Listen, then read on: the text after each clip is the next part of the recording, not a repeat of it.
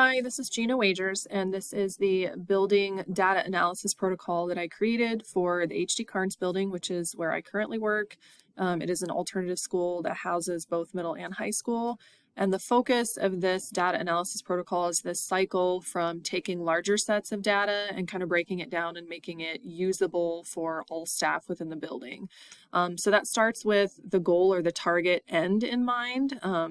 Because if you're going to start analyzing or looking at data, it's important to have that end in mind as to what you're trying to accomplish by looking at that information. So the first step then is identifying your goals and focusing your data collection to meet whatever those needs are so that you can have the best discussion possible about that information. Some questions to think about as you're trying to gain collective understanding or get everyone on the same page with the data that you're going to be looking at. Does this align with our district strategic plan? Where does this goal or need fall within our current building plan for improvement? Are there other data sets or stakeholders that we need to come together in later steps in this process that need to be looped in at this point? From there, the next step is organizing and integrating all of that data that is going to be relevant to that conversation. And this is where it's important to create a visualization of that data. Is your data complete? Does it have do you have all of the relevant data sets or points that have been collected that will represent the holistic view of what it is that you're trying to analyze or get an idea of for your building? Is this data accessible to the stakeholders that are relevant in this conversation, depending on who that is, whether you're sharing it just internally with staff or it's going to be shared out with parents? You need to make sure that you're following guidelines as far as what information is being shared and the format that it's being shared in. The next step from there is using the data discussion protocol. As you're engaging in those collaborative questioning and data analysis, things to think about would be what predictions you already have about the data, what perspectives might help or hinder in the analysis of the data, what questions are being answered by the information that the data is presenting. Are there questions that are arising that the data is showing that need further exploration? And then any other factors that might be influencing those data outcomes that are not being represented in the data. And then from there, using that information in those discussions to kind of pinpoint the plan to help you meet the goal that you identified. There needs to be strategic action that's taken based on the data, and it needs to be monitored based on, again, having discussions centered in data. So coordinating the stakeholders and the resources at this point in the cycle is important.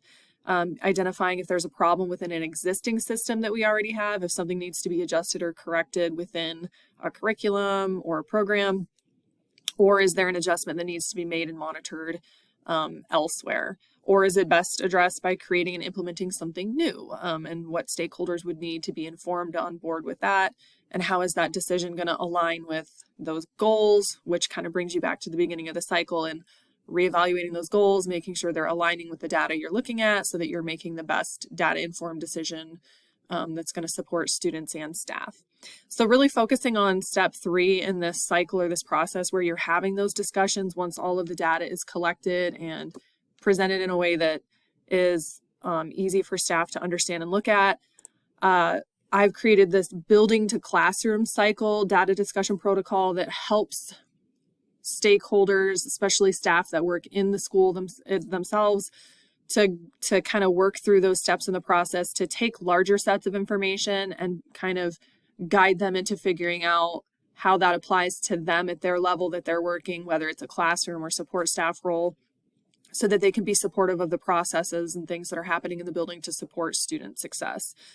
So again, kind of following the same cycle, starts with gaining that collective understanding and developing that essential question that's going to drive the decision making that you're doing. So what data are we analyzing? Is it a screener? Is this data from a student sit plan? Understanding what you're looking at so that you know the purpose of analyzing that data and everybody's on the same page and has the same understanding of how that supports the district or the school's vision and mission.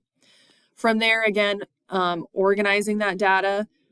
There's the first view of your data where you're going to come to some conclusions based on what you're looking at just with that set of data, maybe in isolation. What conclusions can you draw or what interpretations can you make? But then also kind of thinking beyond that, what other information or data might I have access to that can help me interpret this?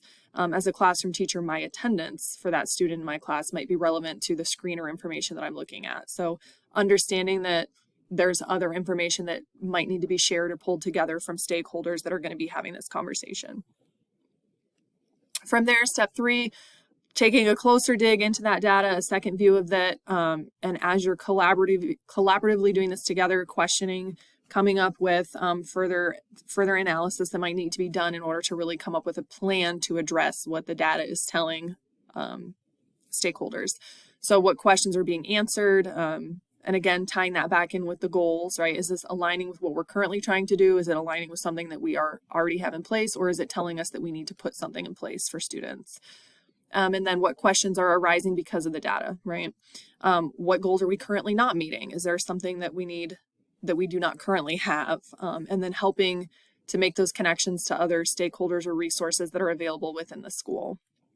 And then that's where step 4, kind of making that decision and coming up with a strategic plan to drive that. So based on that collaborative discussion, what is the actual plan? And I think an important part of that is the collective steps that everyone is going to be taking. If this is a building-wide screener and we're recognizing a building-wide pattern for students, like what are we all going to collectively be responsible for doing? And then again, narrowing that down on the right-hand side here as people then kind of take and internalize that so they can reflect on their individual role within that system of the school. What role do I play in this improvement? What specific steps do I need to take to meet the identified needs? And then again, connecting that, because we do have so many more staff and just my building personally that are not certified teachers or coming to us from an education background. So helping them understand and connect data back to building-wide processes and the people and resources that are there to support those and them in addressing student needs. So what support or resources do I need? Do I need to reach out to the SIT coordinator, an instructional coach, a SPED person, EL person, a behavior interventionist? So kind of helping them navigate that as well as they internalize that. And then how will I know if I'm meeting these needs, right? So how and when are we going to utilize that data again? Because that kind of brings you back to the beginning of the cycle, reevaluating the goal and looking at what data am I looking at to make these decisions.